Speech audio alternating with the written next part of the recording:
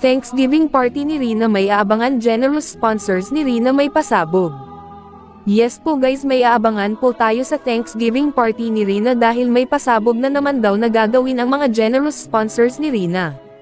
Napakaswerte naman po talaga sa ating mahal na Rina dahil maraming mga sponsors ang talagang totoong magpaabot ng kanilang tulong kay Rina. At ayon pa sa aking narinig na kung may 1 million daw baka maging 2 million na daw po ito at baka aabot pa ng 3 million. Mapapasana all ka na lang talaga dahil sa lahat ng benepisyare ni Kalingap Rab si Rina ang kauna-unahang nabigyan ng sponsors ng 1 million.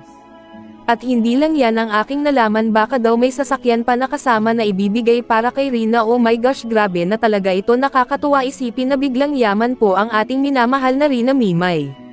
Wala assured na talaga pag-aaral ni Rina hanggang college dahil mayaman na siya at kung sakali makagraduate na siya ng college at magkaroon ng trabaho ay wala na tayong mahihiling pa para sa ating mahal na Rina.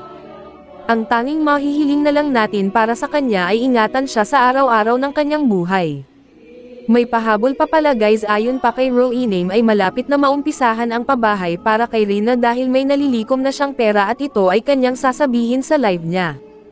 Kaya support din po natin ang YouTube channel ni Roinem guys dahil siya po talaga ang gumawa ng paraan para mapabahayan si Rina.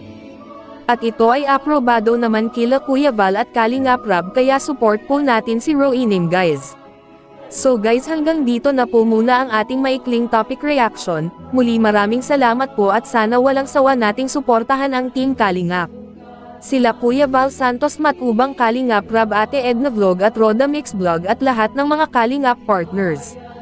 At huwag nyo din po sana kalimutan ang Mantikong channel sa pag-subscribe at paki-like na din po sa video kung ito. Thank you so much guys, God bless us all.